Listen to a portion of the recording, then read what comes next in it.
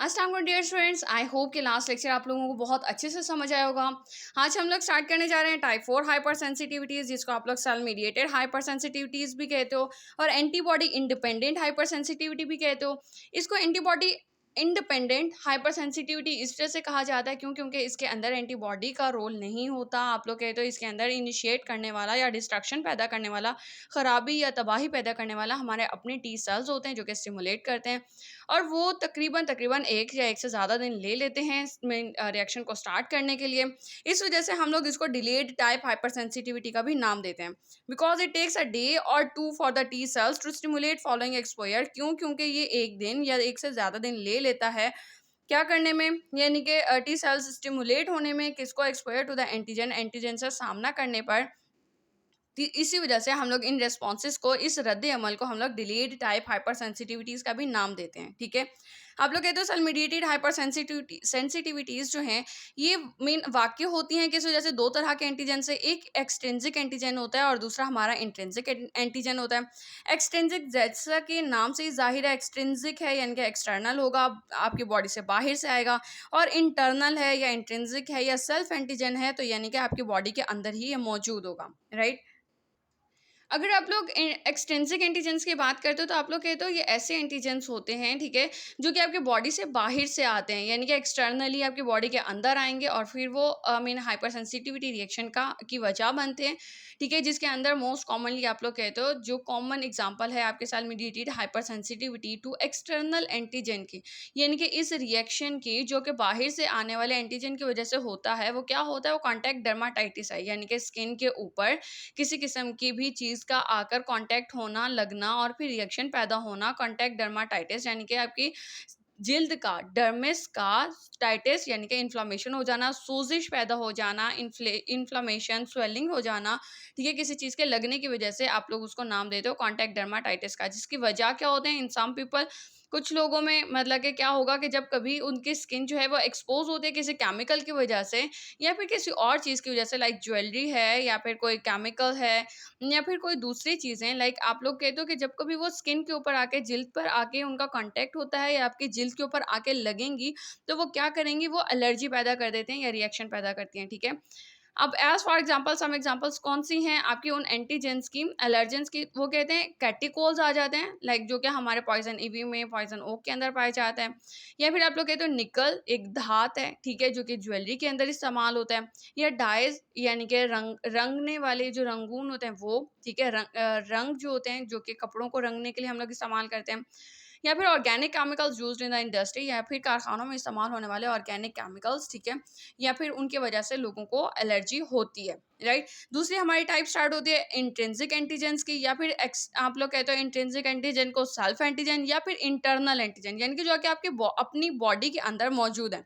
Right, आप लोग कहते हो कि ये cell mediated hypersensitivities to self cause autoimmune disease, यानी कि आप लोग अपनी ही इम्यून की, यानी कि अपने इम्यून सिस्टम की क़ुव्वत मुदाफ़त की ही ख़राबी पैदा कर देते हो, या फिर ये जो सेल मीडिएटेड हाइपर सेंसिटिविटी है ये हमारे अपने ही क़ुव्वत मुदाफ़त को ख़राब कर देती है या फिर बीमारी पैदा करती है। एज़ फॉर एग्जांपल क्या होता है, टाइप 1 डायबिटीज़ मिलाइटिस आ जाती है एग्जांपल में, मल्टीपल स्क्लेरोसिस आ जाती है, या फिर ऑर्गन ट्रांसप्लांट रिजेक्शन आ जाता है। टाइप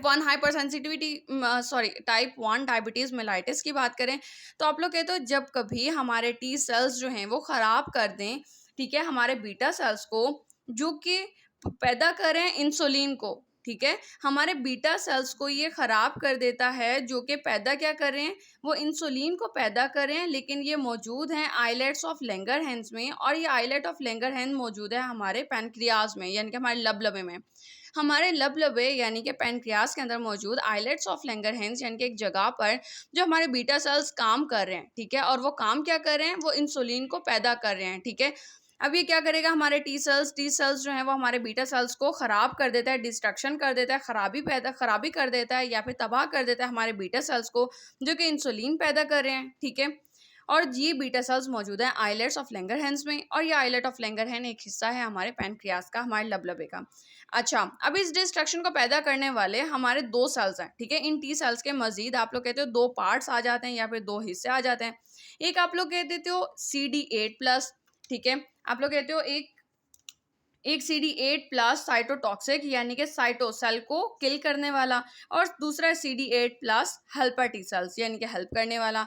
दोनों के दोनों सेल्स आपके टी सेल्स के मेन टाइप्स में आ जाएंगे। आप लोग कहते हो ये जो CD8+ साइटोटॉक्सिक है यानी कि सेल्स की डिस्ट्रक्शन करने वाला CD8+ साइटोटॉक्सिक टी लिम्फोसाइट्स जो हैं, ठीक है, ये मेन कल्प्रेट होता है यानी कि चीफ कल्प्रेट। कल्प्रेट यानी कि मुजरिम, यानी कि एक ऐसा मीन ऐसा ये सेल्स जो हैं ये वजह बनते हैं इनकी डिस्ट्रक्शन में, बीटा सेल्स की डिस्ट्रक्शन में ये अहम रोल अदा करते हैं। लेकिन इसके साथ साथ also by the CD4+ helper T cells, CD4+ helper T cells जो हैं ये भी उसकी मदद करते हैं, ठीक है। नेक्स्ट वन आ जाता है मल्टीपल स्क्लीरोसिस। मल्टीपल स्क्लीरोसिस की बात करते हो तो आप लोग कहते हो ये मीन हमारे टी सेल्स ही इनिशिएट कर रहे हैं, शुरुआत कर रहे हैं। कुछ वो करेंगे क्या, वो ख़राब कर देंगे हमारे न्यूरॉन्स की माइलिन शीट को, यानी कि उसकी जो कवरिंग है आप लोगों ने देखा होगा लाइक दिस वन।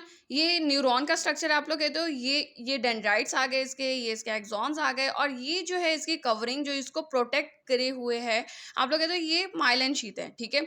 हमारे जो टी सेल्स हैं वो क्या करते हैं, वो इन्हीं की डिस्ट्रक्शन पैदा कर देते हैं, जिसकी वजह से न्यूरॉन्स का आपस में ताल्लुक जो है या फिर जो कम्युनिकेशन जो है वो मुनक़ता हो जाता है, जिसकी वजह से खराबी पैदा होती है, राइट। हम लोग कहते हैं मल्टीपल स्क्लेरोसिस में टी सेल्स जो है इनिशिएट करते हैं एन अटैक, एक हमला करते हैं जिसकी वजह से डिस्ट्रॉय हो जाता है, तबाह हो जाता है या तबाह कर देता है myelin sheath of the neurons. इस न्यूरॉन के जो माइलिन शीथ है, जो कवरिंग है, इसको ये तबाह कर देते हैं, राइट।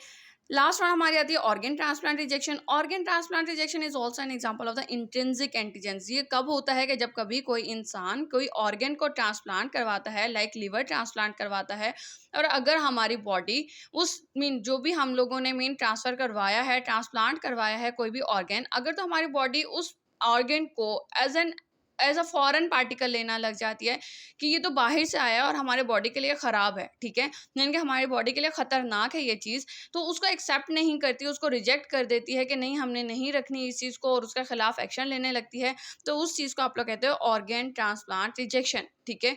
यानी कि आपकी बॉडी जो ट्रांसप्लांटेड ऑर्गन है उसको एक्सेप्ट नहीं कर रही, उसको उसको अपनी बॉडी में सेट नहीं होने दे रही, फॉरेन बॉडी के तौर पे ले रही है, यानी कि बैरूनी ज़रात के तौर पर ले रही है कि ये तो बाहर से कोई चीज़ आई है और हमारी बॉडी के लिए खतरे की बाइस बन सकती है, ठीक है। और अगर वो उस चीज़ को एक्सेप्ट नहीं करती तो आप लोग कहते हो ऑर्गन ट्रांसप्लांट रिजेक्शन, राइट।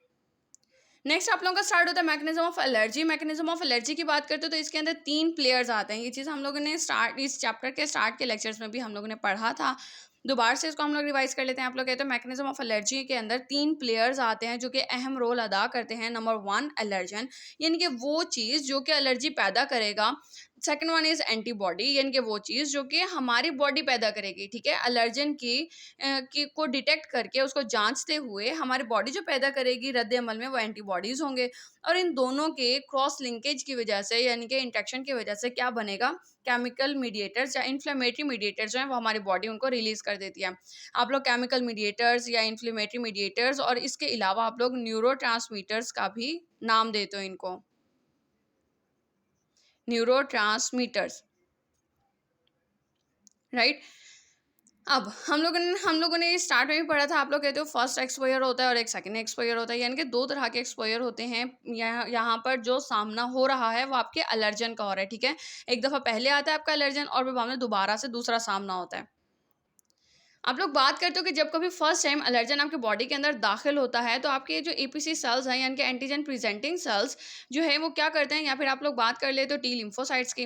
आप लोग कहते हो सपोज कि आपकी बॉडी के अंदर जब एलर्जन आया, ठीक है, आपकी बॉडी के अंदर आया, तो आपके जो टी लिम्फोसाइट्स हैं वो क्या करेंगे, वो बहुत सारे प्रोसेसिंग के बाद यानी कि काफ़ी सारे स्टेप्स गुजरने के बाद वो बीटा सेल्स में सॉरी जो बी सेल्स हैं आप लोगों के, ठीक है, बी लिम्फोसाइट्स हैं, उनको ये स्टिमुलेट कर देता है कि एंटीबॉडीज़ बनाएं, ठीक है। और ये जो बी सेल्स हैं ये डिफरेंशिएट कर देती है अपने आप को प्लाज्मा सेल्स एंड एंटीबॉडीज़ में, आईजीई एंटीबॉडीज़ के अंदर, ठीक है।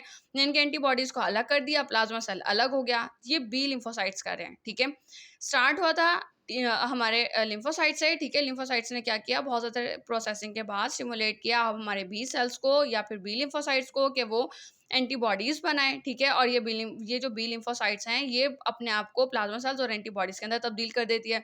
और ये एंटीबॉडीज़ जो हमारे पास न्यूली फॉर्म्ड वाई शेप के, ठीक है? वाई शेप के जो हमारे पास एंटीबॉडीज़ हैं, ये जाकर हमारे मास्ट सेल के सरफेस के ऊपर जाके फिक्स हो जाते हैं, ठीक है? वैसे यहाँ पर एक स्पेसिफिक रिसेप्टर होता है, एफसी रिसेप्टर, जिसके ऊपर जाकर ये फिक्स हो जाते हैं, ठीक है? बाइंड कर जाते हैं। लेकिन आप लोगों के लिए इतना याद करना लाज़मी है कि ये जो एंटीबॉडीज़ हैं, ये डिटेक्ट करता है हमारा एंटीजन प्रेजेंटिंग सेल्स या फिर हमारे लिम्फोसाइट्स, ठीक है? और बी सेल से होते हुए ये हमारे मास्ट सेल के सरफेस के ऊपर जाके ये फिक्स हो जाते हैं, ठीक है? एंटीबॉडीज़ जो हैं वो हमारे सरफेस के मास्ट सेल के सरफेस के ऊपर जाके फिक्स हो गए। पहला एक्सपोज़र खत्म हो गया। अब क्या होगा? अब जब कभी दोबारा से एलर्जन हमारी बॉडी के अंदर आएगा, तो ये पहले से मौजूद मास्ट सेल के ऊपर न्यूली फॉर्म्ड वाई शक्ल के ये जो एंटीबॉडीज़ हैं, ये इसी के ऊपर ही आके जाके मतलब कि क्रॉस लिंकेज करता है। और क्रॉस लिंकेज के बाद ये मास्ट सेल को इतनी अलाउ करता है कि अंदर मौजूद जो है ये आपके ग्रेन्यूल्स, इनको आप बाहर रिलीज़ कर दो, ठीक है? बाहर खारिज कर दो, और फिर ये मास्ट सेल्स बाहर की तरफ इनको रिलीज़ कर देते हैं। और ये मीडिएटर्स, केमिकल मीडिएटर्स या इन्फ्लेमेटरी मीडिएटर्स या फिर न्यूरोट्रांसमीटर्स जो हैं, ये बॉडी के अंदर जाके अलार्म पैदा कर देते हैं और ना सिम्टम्स को या फिर आप लोग कहते हो अलामात को ज़ाहिर करना शुरू करते हैं, राइट? अब हम लोग इसको बुक से रीड आउट करते हैं। राइट, आप लोग कहते हो first exposure to antigen when an allergen first enters the body. जब कभी एलर्जन पहली मर्तबा आपकी बॉडी के अंदर दाखिल होगा, तो बी लिम्फोसाइट्स क्या करते हैं? Produce an antibody called immunoglobulin E. तो इन्होंने डायरेक्टली बात की कि आपके जो बी लिम्फोसाइट्स हैं वो इम्यूनोग्लोबुलिन ई को पैदा करते हैं, ठीक है? बिल्कुल ऐसे जैसे हम लोगों ने यहाँ पे पढ़ा कि आपके बी लिम्फोसाइट्स जो हैं वो इम्यूनोग्लोबुलिन एंटीबॉडीज को पैदा करते हैं, राइट? फिर आप लोग कहते हो the IgE antibodies attach to the mast cells. अब आईजीई एंटीबॉडीज जो है वो मास्ट सेल के सरफेस के ऊपर जाके फिक्स हो जाते हैं। और मास्ट सेल्स हैं क्या? ये लार्ज सेल्स हैं जो कि पाए जाते हैं कनेक्टिव टिश्यूज में, और इनकी ये शामिल रखते हैं अपने अंदर हिस्टामीन्स को और अपने साथ और बहुत सारे नंबर ऑफ केमिकल सब्सटेंसेस, जिनके सिर्फ हिस्टामीन मौजूद नहीं होगा और भी बहुत सारे केमिकल सब्सटेंसेस या केमिकल मीडिएटर्स या इन्फ्लेमेटरी मीडिएटर्स पैदा इसके अंदर शामिल होते हैं। लाइक यहाँ पे ये जाहिर हो रहा है कि ये मास्ट सेल है, यहाँ पे एंटीबॉडीज जाके फिक्स हो गए हैं और इसके अंदर ये ग्रेन्यूल्स हैं। और ये जो ग्रेन्यूल्स हैं इनके अंदर बहुत सारे केमिकल मीडिएटर्स इंक्लूडिंग हिस्टामीन, यानी कि हिस्टामीन भी इसमें शामिल है और केमिकल मीडिएटर्स भी इसके अंदर शामिल हैं, राइट? फिर इसका सेकेंड एक्सपोजर स्टार्ट होता है। सेकेंड एक्सपोजर पे आप लोग क्या कहते हो? On second exposure the second time any given allergen enters the body. जब कभी एलर्जन जो है वो आपके बॉडी के अंदर दाखिल होगा, it becomes attach to the newly formed Y shaped IgE antibodies. अब वो जो मास्ट सेल पे नए बने हुए वाई शक्ल के जो एंटीबॉडीज है, उसके ऊपर जाके फिक्स हो जाएगा, ठीक है? क्रॉस लिंकेज करेगा। फिर दीज एंटीबॉडीज इन टर्न, अब ये एंटीबॉडीज क्या करेंगे कि स्टिमुलेट कर देंगे हमारे मास्ट सेल को कि वो डिस्चार्ज कर दे, यानी कि अपने मास्ट सेल में से बाहर की तरफ निकाल दे इट्स हिस्टामीन, अपने हिस्टामीन को और दूसरे केमिकल सब्सटेंसेस को। तो फिर क्या होता है कि मास्ट सेल जो है विल बस्ट, अब फट जाते हैं और हमारे जितने इन्फ्लेमेटरी मीडिएटर्स, न्यूरोट्रांसमीटर या फिर आप लोग नाम दे दो केमिकल सब्सटेंसेस को, वो जो कि हमारे मास्ट सेल के अंदर मौजूद हैं, प्रेजेंट हैं, will enter in the circulation में, यानी कि ब्लड में दाखिल हो जाएंगे एंड कॉजेज एलर्जी, और एलर्जी को की वजह बनते हैं, यानी कि एलर्जी के अलामात को वो जाहिर करना स्टार्ट कर देंगे, राइट? अगर आप लोग इस चीज़ को देखते हो, अगर इस डायग्राम को याद करना चाहो आप लोग इस डायग्राम को याद करना कर सकते हो, ठीक है? ये चीज़ बिल्कुल इसी तरह से ही है। लाइक आप लोग कहते हो फर्स्ट टाइम जब एलर्जी आपकी बॉडी के अंदर आता है and cross an allergen such as ragweed, इन्होंने एग्जांपल ले ली है रैगवीड की, ठीक है? इन्होंने रैगवीड की एग्जांपल ले ली है। आप लोग कहते हो पोलन, लाइक पोलन्स हैं, ठीक है? या फिर आप लोग को डेंडर की बात कर लो, या परफ्यूम की, सॉरी, या फिर आप किसी भी ऐसी चीज़ की जो कि आपकी बॉडी के अंदर दाखिल हो सकती है, ठीक है? आप लोग कहते हो लाइक पोलन अगर जब आया तो हमारे बी सेल्स जो हैं ये डिफरेंशिएट हो गए इनटू प्लाज्मा सेल्स और आईजीई एंटीबॉडीज में। बी लिम्फोसाइट्स ने आईजीई एंटीबॉडीज बनाई, आईजीई एंटीबॉडीज को अलग कर दिया, प्लाज्मा सेल अलग हो गया, और ये जो आईजीई एंटीबॉडीज थे ये हमारे मास्ट सेल के सरफेस के ऊपर जाके बाइंड हो गए। अब जब दोबारा से कभी ये रैगवीड हमारी बॉडी के अंदर आता है या फिर ये पोलन हमारी बॉडी में आएगा, तो ये इसी के साथ क्रॉस लिंकेज बनाता है और मास्ट सेल को इजाज़त देता है कि अपने अंदर मौजूद जितने भी ये जो पोलन से इनको बाहर की तरफ रिलीज कर दे, सॉरी, जितने भी केमिकल मीडिएटर से बाहर की तरफ रिलीज कर दे, और ये केमिकल जब बाहर आएंगे तो ये सिम्टम्स को यानी कि अलामात को जाहिर करेंगे, राइट?